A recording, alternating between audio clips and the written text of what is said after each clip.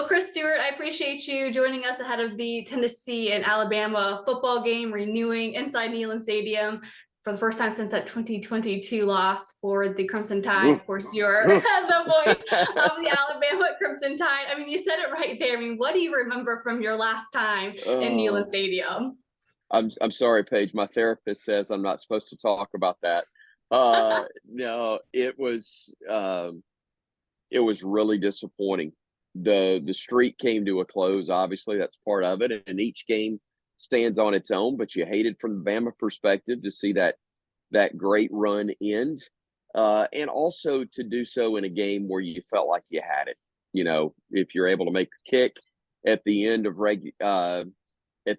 your last drive, I believe, and then unfortunately, a couple of deep balls for Tennessee, maybe three, and all of a sudden they're in field goal range and walk it off.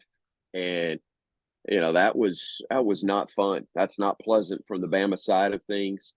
It was a great ball game, highly entertaining. I did an interview with Birmingham radio a little while ago, and they said, man, just from a sports standpoint, wasn't it entertaining? I said, maybe, but it's not a sports standpoint. I'm in the Bama booth. I'm a Bama guy and have been since I was a kid, so it's tough. But it was a great ball game. I think for any that may have forgotten how big the game is on the Alabama side because they had won so many in a row, they got that quick wake-up call and understanding. And then to get back on the right side of it last year was nice. But I don't consider one really to be necessarily a streak. You got to get it to two, and hopefully Alabama will find a way to get that done on Saturday.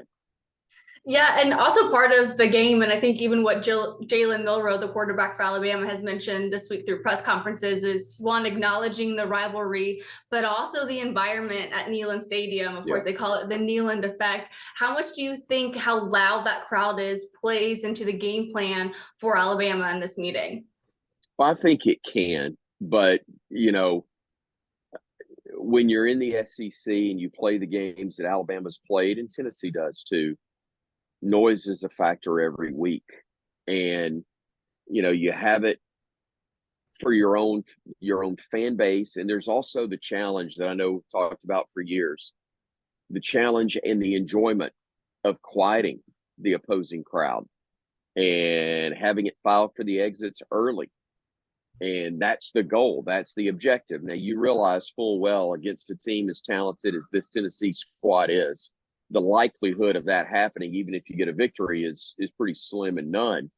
You expect it to go to the wire. But at the same time, I don't know. A noise can be a factor, yes, but I don't know that it's any greater than anywhere else. Said with no disrespect intended, it's loud. But there comes a point where loud is loud, and it's hard to get beyond that. And no matter where you are, whether it's Tiger Stadium in Baton Rouge, man, what we face at Auburn when we head to the Plains and the noise that takes place there. Yes, Neyland clearly with 100,000 is in that category as well, but it's part of life in the SEC. If you don't like games, or if you can't handle games with noise, then you go somewhere else outside this conference, because it's going to be an issue wherever you go. Even Mississippi State or Oxford, which I think have the smallest of stadiums, it's an issue. It's a factor. The only place that frankly doesn't mess with you all that much, maybe, and I hadn't been there in a little while, but Columbia, Missouri, that's the only place where it's not bonkers. And they'll get there, but it's not there yet. And everywhere else in the league, there's parity in a lot of ways, and in terms of crowd volume, there's a lot of parity as well. Yeah, absolutely. You kind of have your welcome to the SEC, especially on those road games. And you mentioned it a moment ago. Alabama, of course, heading into 2022, had that 15-game win streak. Now it's 1-1 in the last two meetings, which really highlights how similar caliber these teams have become the last couple of seasons. I think that'll ring true again in this meeting. For Nico Iamaleava, Tennessee's quarterback, despite him maybe not living up to those expectations these last couple of games. He's not had a touchdown pass since Oklahoma. How much is the Alabama defense keying on him, kind of reaching that potential or getting to his wide receivers in this game?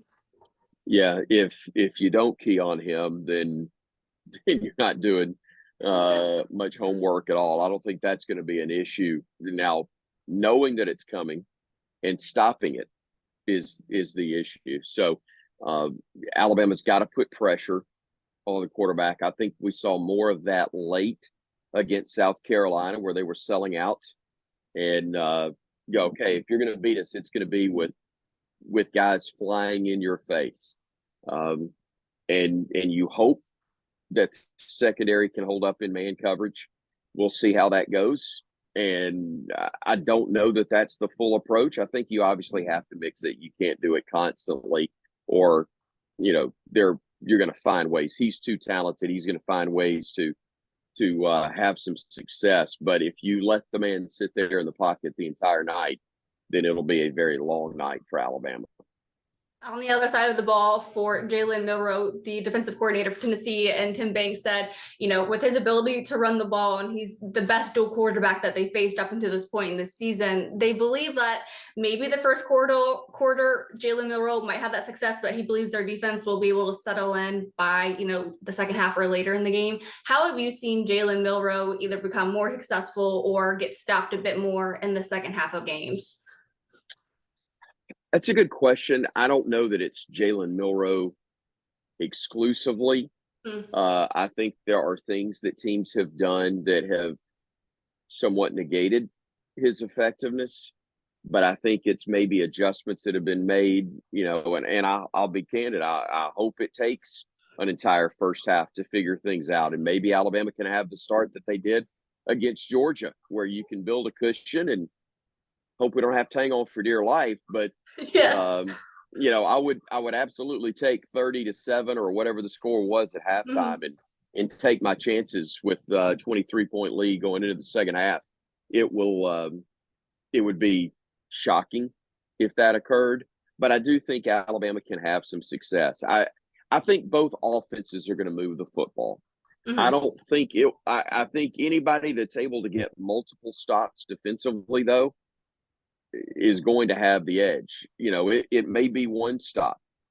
It may be that it takes two, but it's going to take at least one to win this game, because the offenses are both going to get theirs. They're both going to have success, but who can keep it from just being an absolute track meet on the other side? Whoever slows that down just a little bit, or maybe even just once or twice, that's going to be the side that winds up lighting up the scars on Saturday night.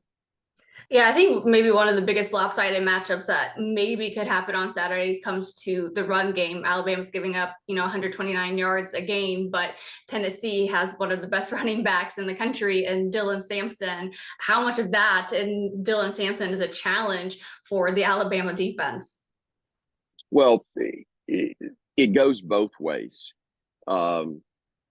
If you allow Tennessee to run the football effectively on top of what they're going to do in the pass game, it's going to be a long night. Just as Tennessee is concerned about seeing Justice Haynes or Jam Miller get going, in light of what Alabama's going to do in the pass game, and using multiple talented receivers, highlighted, of course, by the freshman and Ryan Williams.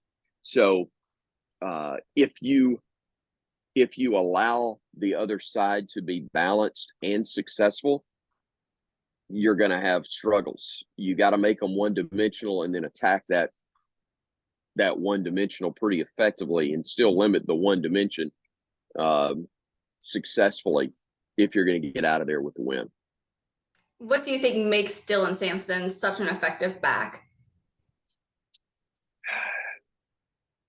I'll answer that better after I've seen him in person. Okay. But I do think a big part of it, though, is having the cover, if you will, of a great quarterback as an option. I don't care how good you are as a running back. If there's no passing threat there, most teams at this level are going to be able to limit your effectiveness. but having a quarterback like Tennessee has makes it very, very tough to sell out on the run game and make Mhm. sure you're going to shut that down. And everybody at this level has got somebody they feel pretty good about handing the football off to, at least this time of year. Most teams haven't, there's injuries, there's attrition, things like that are going to happen. But we're still at the stage where most teams feel pretty good about giving it to somebody and having some success running it if they don't throw it somewhat effectively or have that threat available to them. In Tennessee, with a great run game and also what they've got, in the passing game, make them as lethal as about anybody on the offensive side. One running back you've seen in person a number of times has been Jam Miller. What makes him so effective against opposing defenses? He's just, I think, a very tough runner, but also with some breakaway speed as well. Very good receiver out of the backfield. Same with Justice Haynes. They fit the prototype of a lot of guys that over the last several years have gone from Alabama to the National Football League. And the reason they're able to do it is that they're well balanced. As Mhm. good as Derrick Henry was in college and as dangerous as he was and as tough as he was to bring down, what made him even more effective or truly as dangerous is the fact that he was as much of a threat catching the ball out of the backfield as he was just on a straight handoff situation. So I think Jam, just like Justice Haynes, who's a little younger, are right along that same mold. Now, unfortunately, they really haven't gotten going at the rate and the level that Alabama needs them to or that they want to. But you always feel like they're just one step away, one broken tackle away. And hopefully those steps and broken tackles will take place at Neyland Stadium Saturday afternoon. Yeah, you mentioned it earlier too about having that fast start. You mentioned it, Alabama against Georgia. It was kind of true in the 2022 meeting with Tennessee being able to get out to that fast start. How much of that aspect of the game, either getting to that fast start or executing on explosive plays, could prove to be really the difference maker in this matchup? Well, like I said, it's going to take at least one stop from the Yeah. winning defense, maybe two, because both sides, I think, are going to get theirs over the course of the game. But if you're able to have success early and sustain it, then obviously those, the math just works out in your favor. Um, I think it is critical from Alabama's perspective to minimize that crowd that we talked about earlier, and also minimize the momentum. The last time we were on the road and in the state of Tennessee, in an unlikely spot, Alabama did fall behind early. And I'm not going to say they got completely rattled, but to Vandy's credit, it wasn't just the early start. It was the fact that they never let Alabama take the lead, never let them feel like, okay, it's about to, the world's about to get back on its axis again. It stayed off, and Alabama dropped a really tough one in Nashville. But this week, if you go down 13 early to 13 or 14 early to the Vols, that can be a very tough hill to climb just because it's going to be such an electric atmosphere. Alabama's in a spot offensively. They're dangerous enough. They're never out of a ball game. But just in terms of flow, rhythm, and mentally being in a good spot going into that second half, that needs to be a very tight ball game or one that Alabama's create a little space on the good side of things. Another matchup angle too, of course, is with Malachi Moore. How important do you think he is, and either helping to stop the run game or just being elite there in the second level?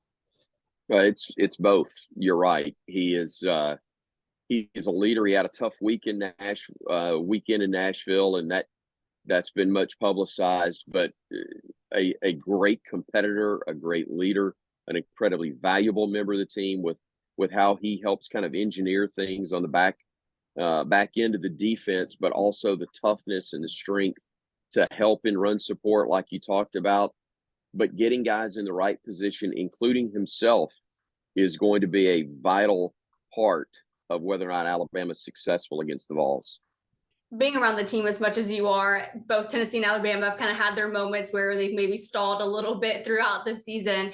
But as much as you're around Alabama, do you get the sense or vibe that they're climbing their way back? Are they kind of fighting through those, early inefficiencies with the team? What is the vibe of this team heading into Knoxville? I think they're very determined, focused, and ready to play at a very high level again. They haven't done so since the first half against Georgia, and certainly very late in that game, the last 2.5 minutes, where they regained the lead and then was able to get the final stop in the end zone with the great interception against Georgia. But they haven't really been in that full rhythm since the first half of that Georgia game. Getting back to that is going to be crucial, vitally important, and hopefully, certainly from my perspective, something that we're going to see on Rocky Top on Saturday. Absolutely. And I guess just real quickly before we end it, I know Alabama obviously has the Iron Bowl and a number of other rivalries. What would you say is special about this rivalry, especially in the SEC and as of the last couple of years? I think history, when you've had legendary coaches, you've got legendary fan bases.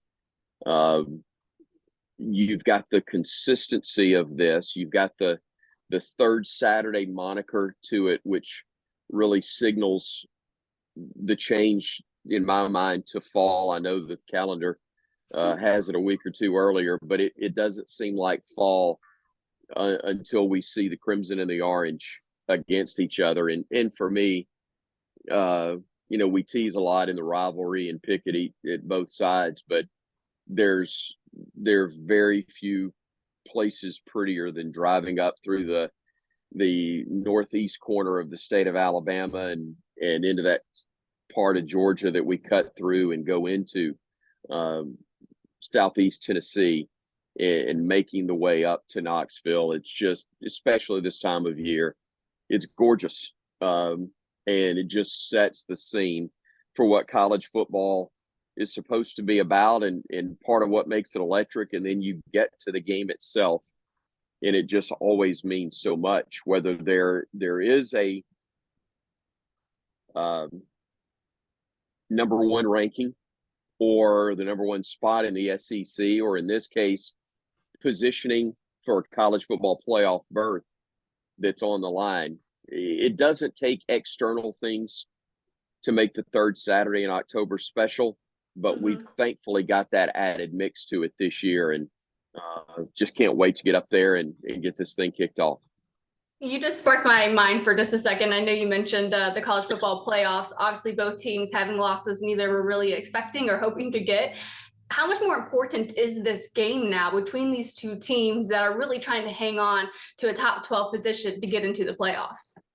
Yeah, it's vitally important. It doesn't end your season or end your hope if you lose, but it certainly helps. Now, look, both have got tough ones still to come, but it helps you check a big one off the board. You at least leave a little margin for error still going forward if you win this ball game. If you lose, you're going to put yourself in a spot where I don't know, and we won't know until this plays out for a few years, what this formula and format looks like, and it'll probably change year to year in terms of what exactly is the criteria to get you in or what is the number. But I think 2 in losses in the SEC, and you've still got a very, very good chance, and more than likely you're going to be among the top 12. You lose more than 2, you're going to have to hope for a ton of parity around the country, and it's out of your hands. And so getting this one so that you've still got another hiccup perhaps available and still playing in the playoff, that's part of what adds to making this such a big game on Saturday. Absolutely. Well, Chris, I appreciate the time. Good chatting with you as always. You too.